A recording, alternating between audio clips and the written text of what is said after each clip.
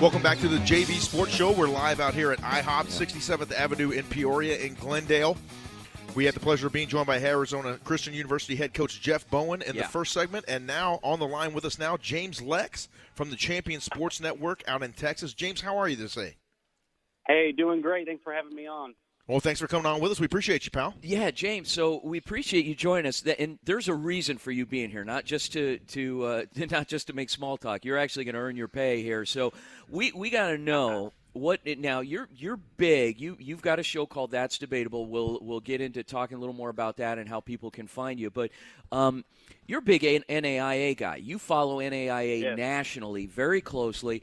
I want to start with, let's drill it down. Let's start with Arizona Christian and Ottawa University out here in Arizona. What's the pulse of the nation on these two programs? Well, right now we're looking at, is Ottawa the real deal?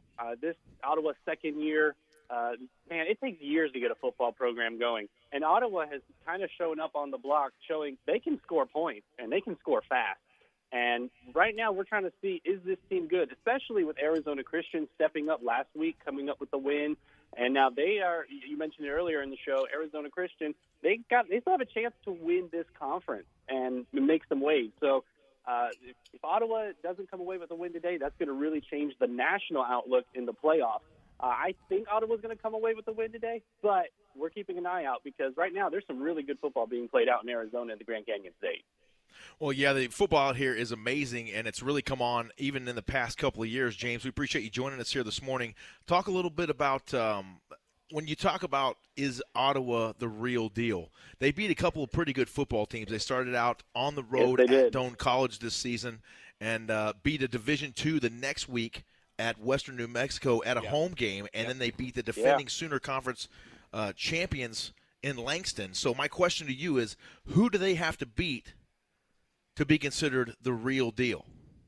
They got to beat everyone on their schedule, and that's all they have done, and they have done it convincingly. You brought up the game against Doane to open up 48-7, and everyone goes, whoa, we didn't see that coming.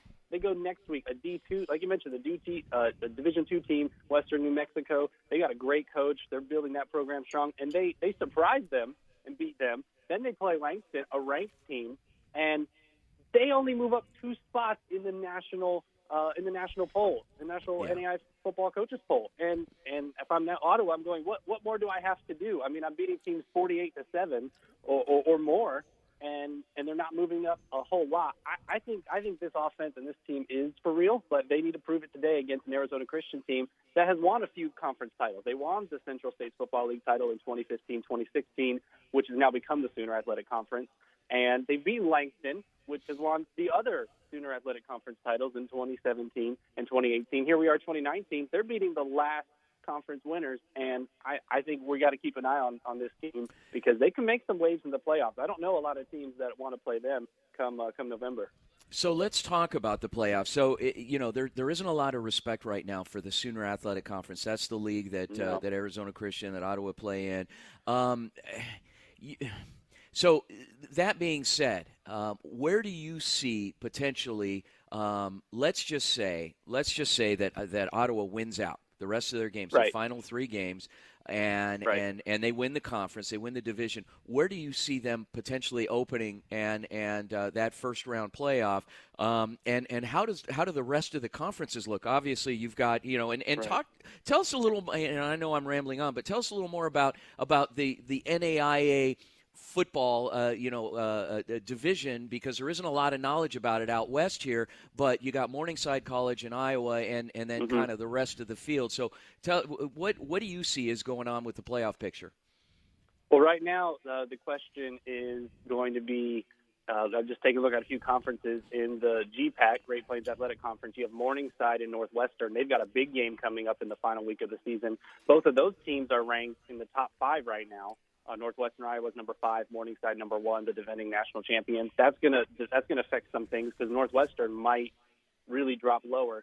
It's really tough to figure out where Ottawa's going to be because they're 15th right now, and quite frankly, they should be higher. You take a look right above them right now in the coaches poll, Benedictine. They're a 5-2 team, a team with 2 losses. It's currently ranked ahead of Ottawa, and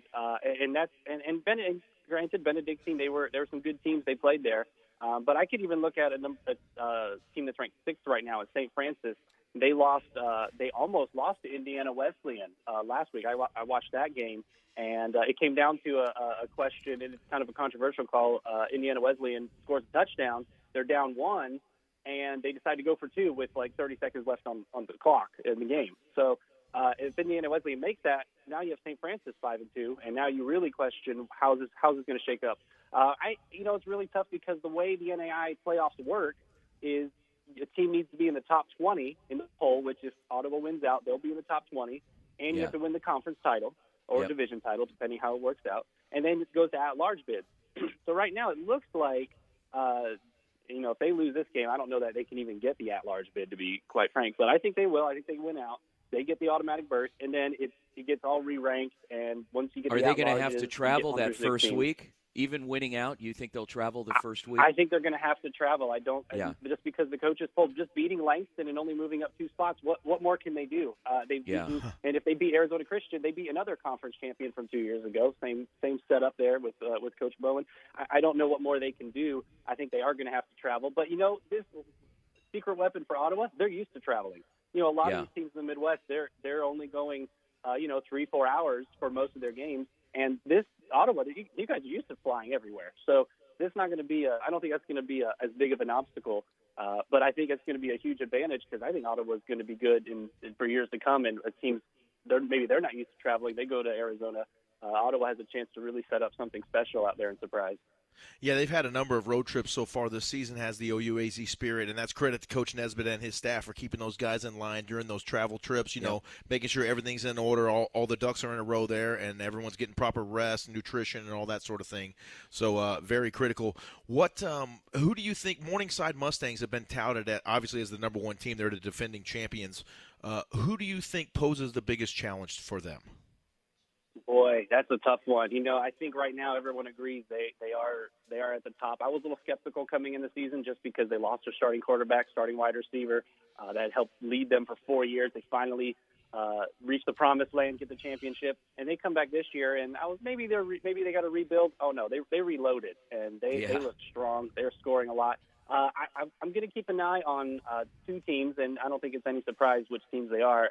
Kansas Wesleyan, man, they can score too. They're kind of like Ottawa. They can score a lot of points. I believe their passer leads the nation in passing yards per game right now. And Marion, which beat St. Francis. Man, you got to keep an eye on that Marion team. They look really strong. They've only played 5 games so far, but man, a dominating 5-0. I would say those 2 teams could beat Morningside. I'm going to also give you one pick a little bit lower that people maybe aren't keeping an eye on. Lindsey Wilson in Kentucky, 7-0. They look very strong this year. Those would be my picks to upset Morningside. Are you planning on making it out to the national championship out at Eddie Robinson Stadium in Grambling on December 21st? Man, I am doing my best. It doesn't look like I'm going to be able to make it just because of my personal schedule, but boy, I would love to be out there for that Grambling State game, or not Grambling State game, but at Grambling State for the championship game. Yeah. What's so interesting about the NAI is they play the playoffs with 16 teams.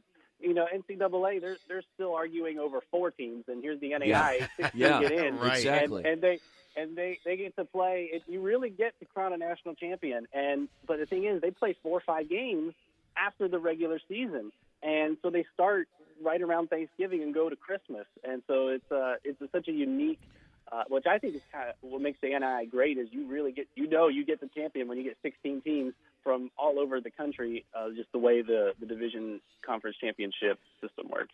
Well, and it's really good football too. So James, It is. tell us about what you're doing. All your good stuff, all the things you got going on. James and I were guests on your show recently. We swapped turns and to start off the season. We had a lot of fun with it because there were some pretty good guys on there. I mean, I felt like, I don't. To be honest with you, I don't know much, and I knew far less even being on with the guys that you had on. So it was an experience. But go ahead. Yeah, well, so this fall. We started and launched the Champion Sports Network. Our focus is to revolutionize small college sports coverage. We have great teams, great talent on the field, and great champions of character, and we want to highlight that. So we launched our first show, That's Debatable, earlier this fall, and as you mentioned, you were on there. We debated the hottest topics in the world of small college sports. Our first few episodes focused on football and the preseason, kind of taking a look at Morningside, taking a look at the mid-states, where the St. Francis's lie, and we had fun debating that and even debated some of how the playoff system works in the NAIA. We enjoyed having both of you guys on the show. It was great having your input. We also had the guys over at NAIA F-Ball, John and Corey. Man, such great talent. And, of course, Joey McWilliams, MidwestSports.net. Man, that guy seems to know everything about whatever's happening in that Midwest. So really, really good show. We got some more. We're working to expand our coverage here in the upcoming months, so keep an eye on that, especially as basketball season rolls around. That's a big time here in the NAIA, so we'll be providing you all the best coverage we can from the NAIA. Outstanding. James Lex, thank you so much for coming on here with us. Once again, it's the Champion Sports Network. Give us your Twitter handle, give everyone your Twitter handle for not only yourself, but for the Champion Sports Network if people want to follow along and check out some of your content. Sure, if you want to follow along with me, I tweet out random musings from the world of sports, so I'm at James Lex, James Lex.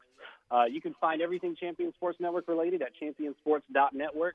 And there you can find our Facebook page, YouTube channel, Twitter. You can subscribe to the podcast. That's Debatable.